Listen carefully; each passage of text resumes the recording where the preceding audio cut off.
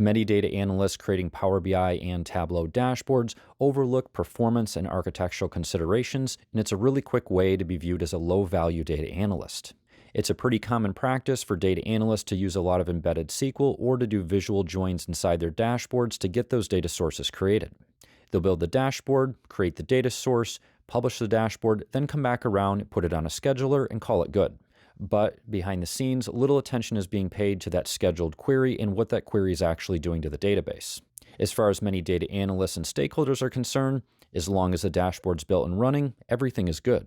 But in reality, that's pretty far from the truth. Frequently, those dashboards are pulling back a lot more data than is actually wanted by the stakeholder. On top of that, the specific code that's being used to generate that query is rarely optimized.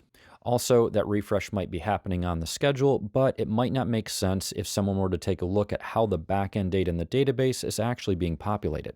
What this leads to is higher costs for the organization, slower query performance for everybody else's queries in the organization, and potentially dashboards that are slow to load, rendering them useless. So if you want to be a high-value data analyst, it's not just about that front-end piece that you're delivering. It's also about how you built what's being delivered and what's happening on the back end.